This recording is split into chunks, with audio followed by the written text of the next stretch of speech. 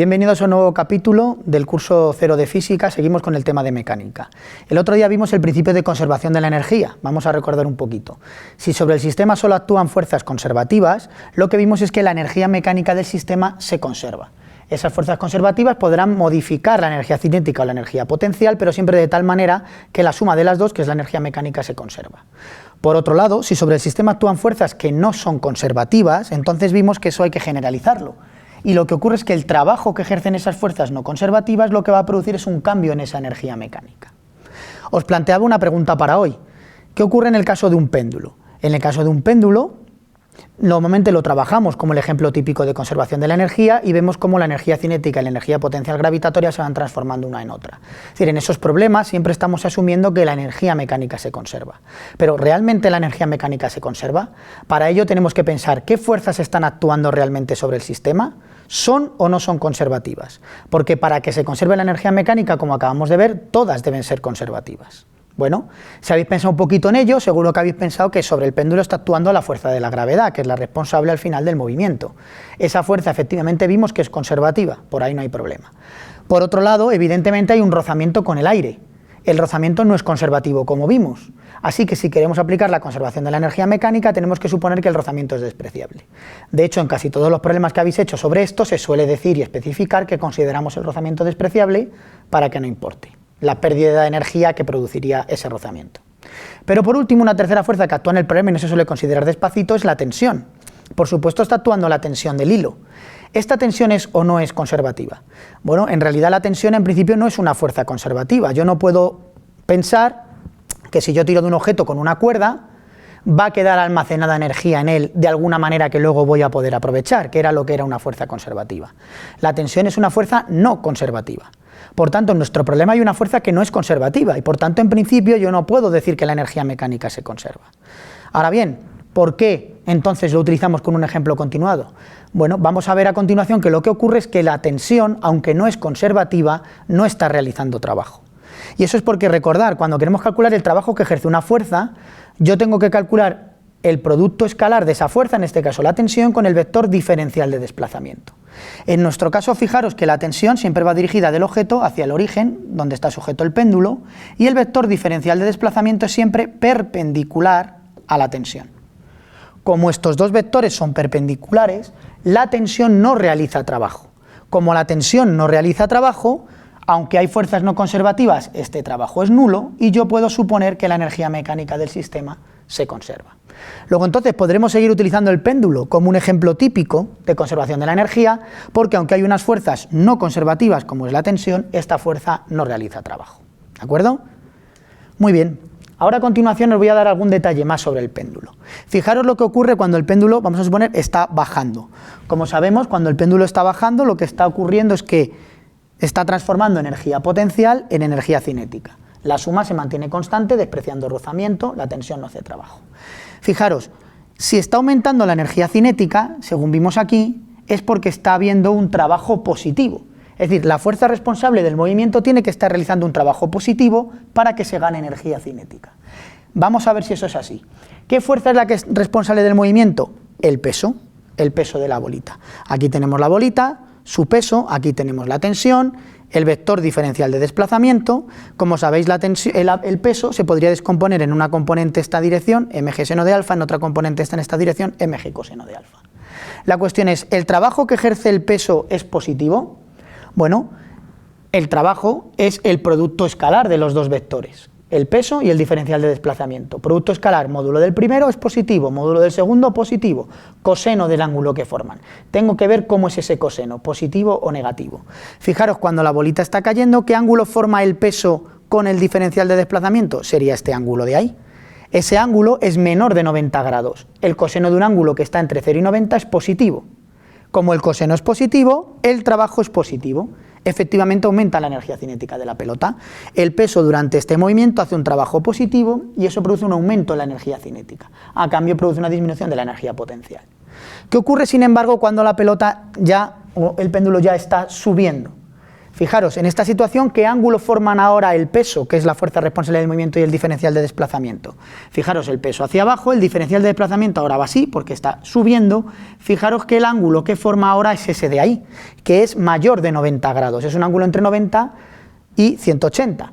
¿Cuánto vale el coseno de un ángulo en ese rango? Un coseno es negativo. Si el coseno es negativo, ahora el trabajo que está ejerciendo la fuerza es negativo. Claro, está ascendiendo en contra de la gravedad, que intenta que vuelva hacia abajo.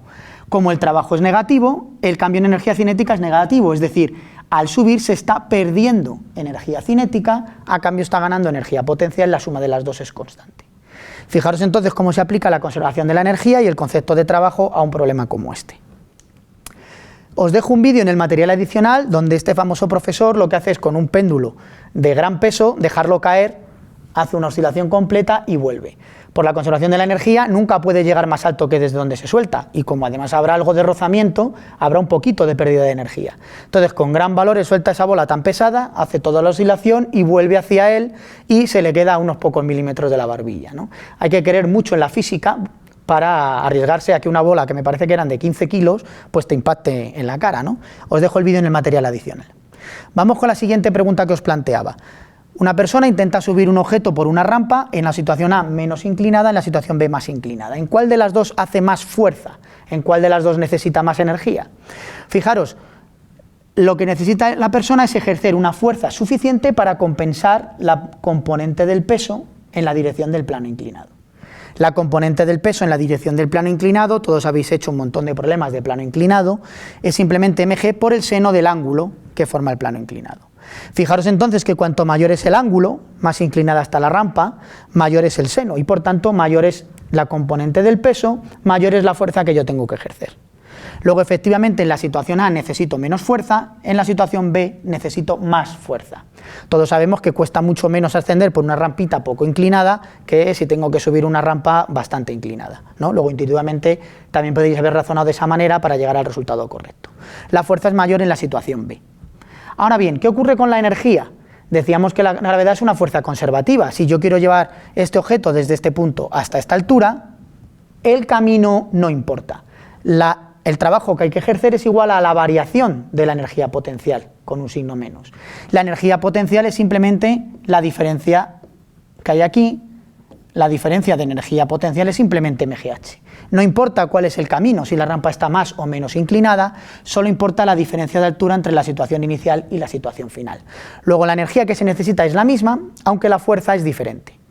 Fijaros que esto también cuadra con la conservación de la energía. Hemos dicho que la energía es fuerza por distancia, fuerza por desplazamiento, el trabajo.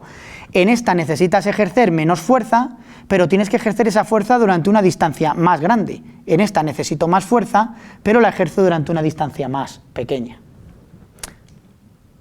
¿Vale? Siguiente pregunta que os había planteado. Imaginaros que desde el borde de una plataforma lanzo un objeto hacia arriba, este llega hasta el punto más alto y vuelvo a bajar. Os preguntaba cómo variaba la energía mecánica y os daba diferentes opciones. Este problema ya lo habíamos trabajado en un vídeo anterior, donde planteábamos qué ocurría cuando un objeto subía y bajaba y discutíamos la diferencia entre considerar fuerza y aceleración o considerar velocidad. La fuerza era siempre la gravedad, siempre era la misma, tanto cuando sube como cuando baja, pero la velocidad sí que iba cambiando. Ahí vimos que la velocidad sería cada vez menor hasta que alcanza el punto más alto, después la velocidad iría aumentando hacia abajo hasta volver a la situación inicial. Arriba, la pelota está quieta. Toda la energía cinética que tenía que al principio se ha transformado en energía potencial. Al bajar, toda la energía potencial vuelve a ser energía cinética. Si no hay rozamiento, esta velocidad y esta valen en módulo lo mismo. La energía cinética vuelve a ser la misma, la energía mecánica se conserva. En una situación intermedia tendré una mezcla, ¿no?, de energía cinética y energía potencial, pero siempre la suma será constante. Claro, en esta pregunta os planteaba diferentes opciones. Por ejemplo, la opción A decía, es mayor en el punto más alto. Si tú estás pensando que la energía es mayor en el punto más alto, es porque probablemente has pensado solo en términos de energía potencial. No te has dado cuenta que en el punto más alto la energía cinética es nula. Entonces aquí, aunque la energía potencial efectivamente es máxima, la energía cinética es mínima. No es donde la energía mecánica es máxima, que es lo que dice la opción A. La segunda opción dice que es mínima en el momento de volver. Ahí de alguna manera estás pensando que ha hecho todo este camino, ha vuelto aquí y tiene menos energía que cuando partió. Tu idea un poco ahí es que la energía es algo que de alguna manera se ha gastado y cuando ha vuelto después de todo el camino tiene muy poca energía, ¿vale? La energía en este problema no se gasta, puesto que solo actúa una fuerza conservativa que es la gravedad. La energía en realidad se mantiene constante. En la opción C nos decía que era mayor en el nivel de la plataforma. Es la misma idea. Cuando más tienes al principio, luego se le va a ir gastando. También sería una idea errónea. La opción correcta efectivamente es la opción E.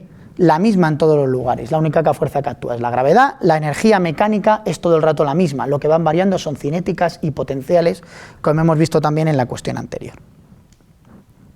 La última pregunta que os planteaba era esta, imaginaros que yo lanzo una pelota aquí hacia arriba, aquí también, aquí con tiros parabólicos, aquí ya está bajando, esta todavía está subiendo, y estos vectores representaban la velocidad. Lo que os preguntaba era qué fuerza actuaba en cada instante. De nuevo, este problema en realidad ya lo habíamos tratado. Sea cual sea la situación, la única fuerza que actúa es la gravedad. En todos los casos la fuerza es la misma, la gravedad hacia abajo. Si alguien ha respondido algo diferente es porque todavía sigue asociando velocidad, que son los vectores que están ahí pintados, con fuerza. Ya hemos discutido, no hay que asociar velocidad con fuerza. La fuerza es todo el tiempo la gravedad. ¿Y qué ocurre con la energía? Fijaros, la única energía... Aquí tenemos energía potencial y energía cinética. La energía potencial en todos los casos es la misma, porque fijaros que en todos los casos las bolas, bueno, si lo hubiera pintado bien, todas están a la misma altura. Luego la energía potencial MGH de todas ellas es la misma. Todas ellas tienen la misma energía potencial. La energía cinética sí es diferente en cada una. Según la longitud del vector, eso me da una idea del módulo de la velocidad y por tanto, cuanto más largo sea ese vector, más velocidad tiene, más energía cinética. Es decir, todas tienen la misma energía potencial, tienen diferente energía cinética, cada una de ellas también tienen diferente energía total, ¿de acuerdo? La energía potencial sí es la misma, que es lo que os preguntaba exactamente. Vamos a ver, para acabar el vídeo, la fuerza elástica. Hasta ahora solo hemos discutido cinéticas y potenciales. Otra fuerza con la que habitualmente trabajamos es la fuerza elástica. Ya hemos hecho alguna pregunta relacionada con la ley de Hooke. Vamos a ver que efectivamente la fuerza elástica también es conservativa de un modo similar a como vimos la gravedad y el rozamiento. Imaginaos que yo tengo un muelle y un objeto alto al muelle en esta posición de equilibrio y yo estiro el muelle hasta esta posición X. ¿Cuál es el trabajo que está realizando esa fuerza elástica que hace el muelle? Sería la integral de la fuerza por desplazamiento. Fuerza, ley de Hooke, K por X. El menos, ¿por qué? Fijaros, cuando yo estoy estirando, estoy ejerciendo una fuerza, un desplazamiento en esta dirección, mientras que la fuerza elástica intenta venir hacia acá. ¿Cómo son estos dos vectores? Antiparalelos, el coseno de 180 menos 1. Recordad que trabajo es producto escalar de esos dos vectores, coseno. Entonces te sale el menos, te queda menos k y la integral de x es x al cuadrado partido por 2. Luego encuentro que el trabajo que hago cuando yo estiro en contra del muelle hacia allá, vale menos un medio de kx cuadrado. ¿Qué pasa si ahora yo suelto y vuelve hasta la posición x igual a 0? ¿Cuánto vale el trabajo? Todo el razonamiento es el mismo, pero la diferencia es que ahora la fuerza que ejerce el muelle es hacia acá y el desplazamiento también. Los dos son paralelos. Coseno de 0, 1, en vez de menos 1 como antes. Luego todo es idéntico, pero con un más. Y entonces encuentro que el trabajo vale esto. La pregunta es, ¿cuánto vale el trabajo a lo largo de una trayectoria cerrada? Ida y vuelta. La suma de los dos, que si os fijáis da 0. Y eso era precisamente la condición de una fuerza conservativa, que el trabajo que realizaba era 0 a lo largo de un camino cerrado. Luego la fuerza elástica efectivamente es conservativa como la gravedad. Además de este razonamiento, fijaros que como sabemos que el trabajo es igual al cambio de energía potencial, obtenemos de aquí como la expresión de la energía potencial elástica, que es igual a un medio de kx cuadrado, formulita que seguro conocíais. Bueno, una vez visto la fuerza elástica, os dejo para el próximo día una cuestión y acabamos. Imaginar 3 objetos colgados de un muelle.